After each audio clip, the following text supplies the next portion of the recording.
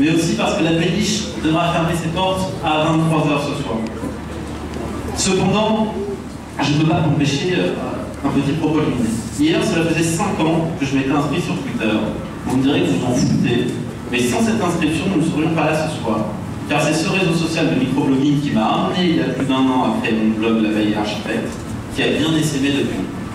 Et ce blog, c'est ce blog qui m'a permis de rencontrer nombre de collègues architectes et de journalistes, et c'est aussi grâce à eux qu'est née cette idée des parpaings d'or de l'architecture, appelée les Gérards de l'architecture l'an dernier. Alors cette année, après plus de 30 000 pages vues, plus de 30 000 votes, les résultats sont tombés. Et c'est avec Philippe Trétiac que nous allons vous présenter les lauréats. Mais avant, je voulais particulièrement remercier la société Ecofabrique pour leurs parpaings qui sont ici et qui seront disponibles sur leur site, le collectif de Barbane No More Penguins qui nous servira ce soir, l'association de la péniche Louise Catherine et Michel Cantard du Parc particulièrement, ainsi que les généreux donateurs suivants, dont je m'étais engagé à les remercier: Catherine Sabat, Christelle Adenier, Guillaume Blanchard, l'agence OS Architecte, Vincent Lagagnier, Antoine Pénin, Xavier Brel, Mathieu Petot, Jacques-Franck de Giovanni, Nathalie Cazot de la société Goutini, l'agence R Architecte, et un merci particulier à Pierre-Emmanuel Arduel de l'agence FU d'Architecture qui m'a beaucoup aidé pour la soirée. Donc on ne va pas traîner, on va directement commencer par le premier parpaing. Je vais vous relire à chaque fois l'ensemble des intitulés et l'ensemble des noms. Donc le parpaing d'or 2013 de l'architecte qui porte le plus fièrement la moustache. Les nommés étaient François Prindeau de Prindeau Architecte, Lionel Carly, ex-président de l'Ordre, Guillaume Aubry de Frick Architecte et Michel Cantal-Dumas. Le lauréat est là ce soir, je crois. Cette année, il a subi une petite échec électoral, mais qui sera vite remplacé par ce parpaing. J'appelle donc Lionel Carly, l'ex-président de l'Ordre, à venir recevoir ce parpaing.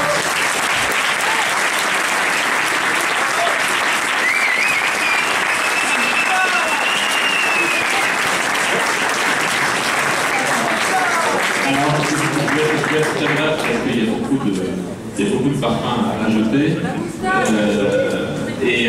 Juste pour te dire à quel point je suis heureux d'être là. Je crois qu'effectivement ce que tu as dit, Twitter, je voyais que tu me talonnais sur Twitter pendant 3 ans, pendant ma présidence, je n'arrêtais pas d'être talonné par la veille. Moi, je me disais, c'est qui la veille? On a fini par se rencontrer il y a quelques temps. En tout cas, merci. Je suis désolé pour ceux qui n'ont pas pu avoir le prix de la plus belle moustache.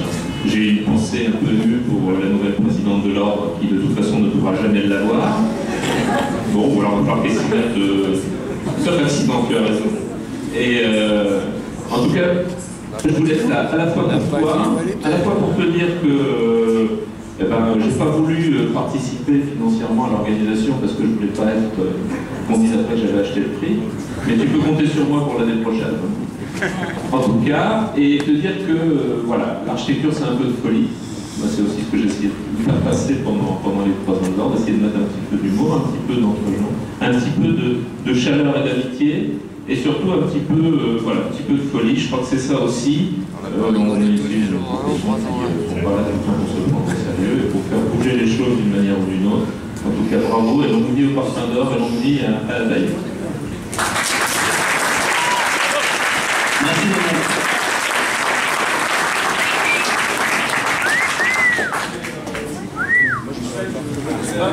Donc